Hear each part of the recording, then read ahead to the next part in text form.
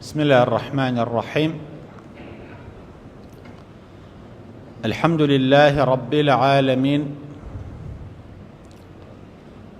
والصلاة والسلام على أشرف المرسلين سيدنا محمد صلى الله عليه وسلم وعلى آله وأصحابه وأمته أجمعين إلى يوم الدين. السلام عليكم ورحمة الله وبركاته. الأخوة بارما طاعة عبادتي هم لا يقبل كات دعوة الأخوة دكم زحمته ما نبو ما نبوبك برحمة لقيامتها إن شاء الله. لكوتار روجي رمضان دا لآخر ساعاتي دا شيرو أدات أمنا ونشاني باسي أم عسرية كبيستنوي رمضان بزانين رب العالمين فرماني در أكاد بزانين پیغمبر صلى الله عليه وسلم درباري ام كوتاي رمضان و چي فرميت.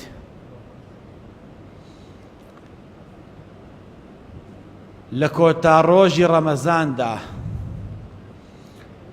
لكوتا ساعاتيا وهي من بعد صلاة العصر لدواي نويجي عصر و إلى آذان المغرب حتى بانجي شوان مغرب. پیغمبر صلى الله عليه وسلم فرميت يعتق الله فيها بقدر ما اعتق في رمضان كله. امكوتا ساعاتي رمضان خوي پروردگار ليكم روج رمضان وتاكو تاروش چنێ خەڵکی ڕزگار کردووە لە ئاگری جەهەنەم، چەندە لەم کۆتا سەعاتەدا بە ئەندازەی هەموو ڕۆژەکان خەڵکی ئازاد دەکات لە ئاگری جەهەنەم. خوا بەنسیبمان کە ئینشاءالله، خوا بمان گێڕێ بە یەکێ لەوانەی کە ڕزگاریانەکات لە ئاگری جەهەنەم.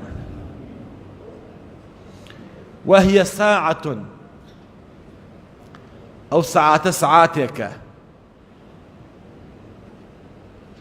ساعاتك لا ترد الدعاء فيها. دعاء لو ساعاتيا رد نابتوا كاتيكي زور ناسكا كاتي ختامه مسكا كوتايكيتي. وهي ساعة إجابة الدعاء أو ساعاتا لدواء عسر وتا مغرب ساعاتك ساعاتي قبول بني دعايا. بۆیە خۆشبەختی بۆ ئەو کەسەی ئەو سەعاتە بە فرسەد ئەزانێت و يدعو ربه ويستغفر ربه، دوعا ئەکات و داوای لێخۆشبوون لە خوا دەکات. لە فەرموودەیەکی ترە پێغەمبەر صلی الله عليه وسلم فەرمووی لە کۆتا ڕۆژی ڕەمەزانە، ئاخر ڕۆژی ڕەمەزان، خوای پەروەردگار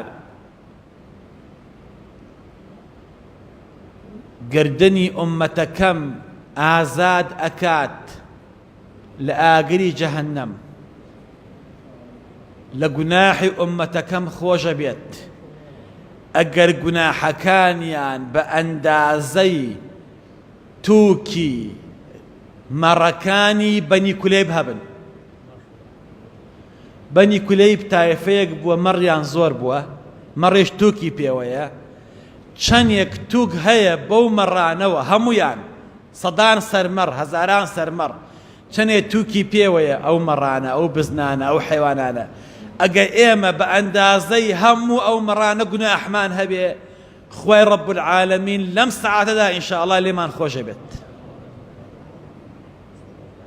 ئەمە ڕیوایەتێک لە ڕیوایەتێکی ترە ئەفەرمێ بە ئەندازەی تووکی مەڕی جەماعەتی و قەبیلەی بەنی کولەیب خوای پەروەردگار خەڵکی لە ئاگری جەهەنەم ڕزگارەکات. چەندێک تووکیان پێوەیە ئەو مەڕانە، هەر تووکە و بۆ کەسێک بە ئەندازەی ئەو تووکانە ئومەتی پێغەمبەر صلی الله عليه وسلم ڕزگار ئەبن لە ئاگری جەهەنەم. خوای پەروەردگار ئێمەش خاتە ڕیزی ئەو ڕزگار بوانەوە ئینشاء الله. ئێمە لەم کۆتایی ڕەمەزاندا ئەوە بەخوا دەڵێن، تەنها ئەوە بەخوا دەڵێن. سولەیمان پێغەمبەر عەلەیهی السەڵاتو وەسسەلام دانیشت بوو، جەژن بوو، لەشکرەکەی هەدیەیان بۆ ئەبرد، لەشکرەکەی پیرۆزباییان لێ ئەکرد. سولەیمان هەم نەبی و پێغەمبەر بووە عەلەیهی السەڵاتو وەسسەلام و هەم مەلیک و پادشا بووە. لەسەر تەختی پاشایەتی دانیشت بوو، دەستە و دایرەکەی و لەشکری و جنۆکە و باڵندە و هەموو عفریت و هەموو ئەو شتانە هەدیەیان بۆ ئەبرد، پیرۆزباییان لێ دەکرد، هەدیەی گرانبەها. لە ناکاو کۆترێک دەرکەوت، جاءت سليمان في يوم العيد قبرة. هاد بولاي سليمان لروجي ججنا كوتريك قبرة يعني كوتر. أهدد إليه رجل جراد كان فيها. پێشکەشی کرد بە سولەیمان، هەدیەیەکی دا بە سلێمان. هەدیەکەی چی بوو؟ قاچە کولەیەک بوو بە دەمیەوە. قاچە کولە زۆر ڕەش و ناشرینە. دای بەدەستیەوە و وتی ئەوە هەدیەی منە. وأعلنت بلسان الحال واعتذرت. بزمانی حاڵ ئیعلانی کرد و اعتذاری هێنایەوە و هاواری کرد و وتی إن الهدايا على مقدار مهديها. ئەی سولەیمان، سەیری کەمی هەدیەکە مەکە، سەیری بچووکی خۆشم بکە. من ئەوەنە دەسەڵاتم هەیە، ئەوەندەم پێ ئەکرێت. ئێمە ژەڵێن خوایە ئێمە ئەوەی کە کردومانە ئەوەمان پێکراوە. ئەم ڕەمەزانە توانای ئەوەمان هەبووە، کەم و کوڕی هەبووە، تاوانی تێکەڵ کراوە، هەڵەی تێکەڵ کراوە، نوقسانیمان هەبووە. خوایە ئێمەش ئەو کۆترەمان پێ ئەکرێت. دیاری شوان چییە؟ هەڵەکۆکە.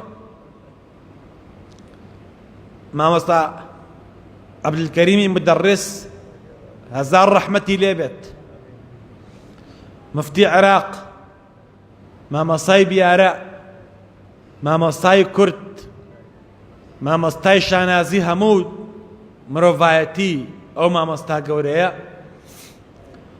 لە باسی ژیانی مەولەویدا ئەفەرمێ لە دیوانەکەی مەولەویدا کە شەرحی کردووە، ئەفەرمێ مەولەوی ئەچێ بە شوێنێکە ئەبینێ گۆڕستانە، ئەبینێ قەبر هەڵەکەنن و کەسێک مردووە. ئەفەرمێ ئەوە چییە؟ ئەڵێن ئەڵام پیاوە مردووە و قەبری بۆ هەڵەکەنین. و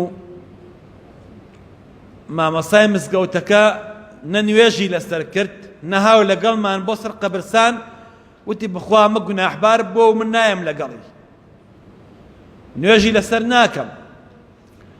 مەولەوی چوو دەستنوێژێکی پاکی گرد و فەرمانی کرد بە خزم و کەسوکاری نوێژی لەسەر کەن و نوێژیان لەسەر کرد و دوایی هێنایان خستیانە ناو قەبرە و دایان پۆشی و مەولەوی تەڵقینی کرد.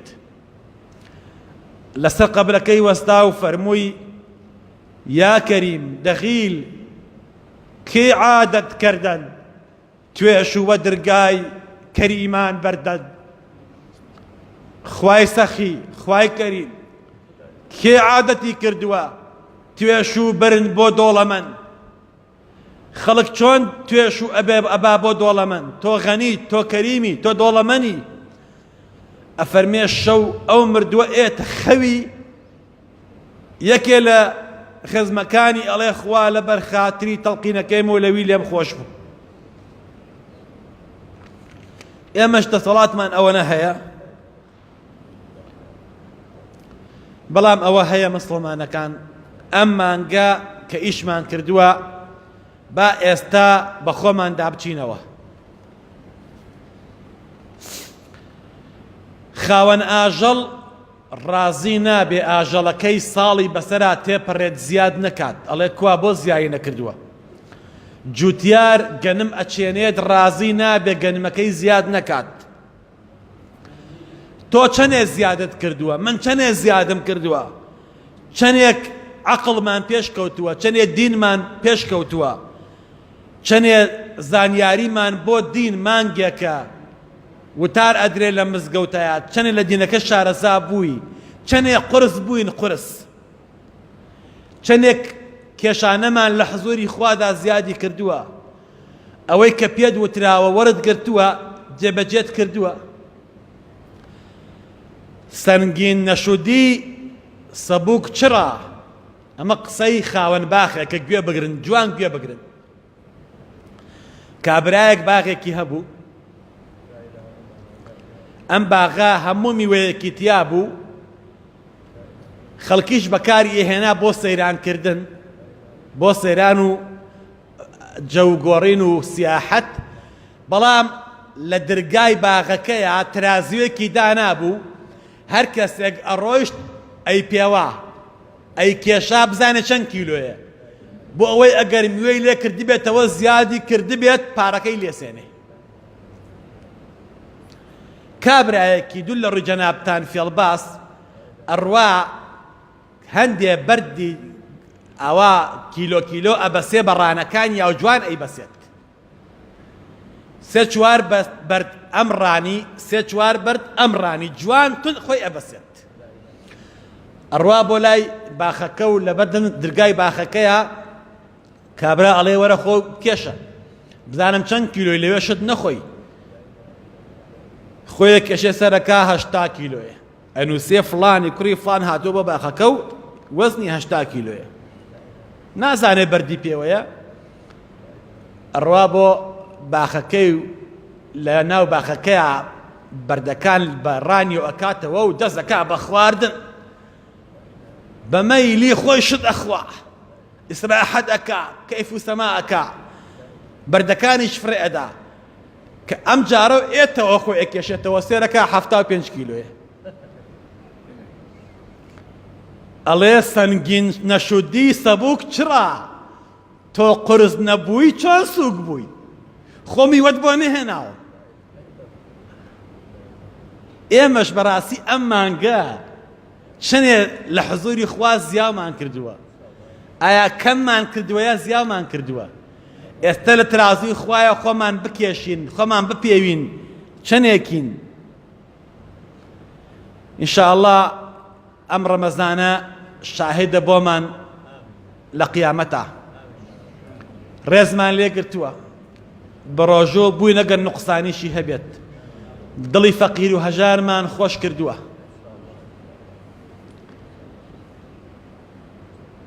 لە هەمان کاتا تەراویحمان کردووە شەو نوێژمان کردووە ختمی قورئانمان کردووە ئینشاءالله لای خوا زۆر قورسین پێویست بەوە ناکات کە بەرد ببەسین بە ڕانمانەوە خۆمان قورس بکەین ئەو باغەی خوا لەم ڕەمەزانەدا ئینشاءالله هەموومان لێ بەهرەوەر بووین خوای گەورە لە گوناحمان خۆش بیت خوا عاقبەت خێرمان کەیت خوای ڕەحممان پێ بکەیت خوایە دوعاکانمان گیرا بکەیت خوایە ئیسلاحی حاڵمان کەیت خوایە شیفای نەخۆشەکانمان بیت خوایە شیفای نەخۆشەکانمان بیت یا ڕەبی خوایە شیفای نەخۆشەکانمان بیت هەر کەسێ نەخۆشە و داماوە و زەلیلە خوایە شیفای بی خۆیە بمان گیاری بەو کەسانەی لە مانگی ڕەمەزانە عەفویان نەکەیت.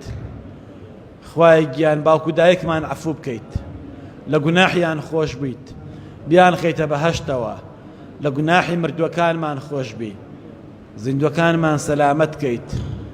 خوای شیفای نەخۆشەکانمان بیت.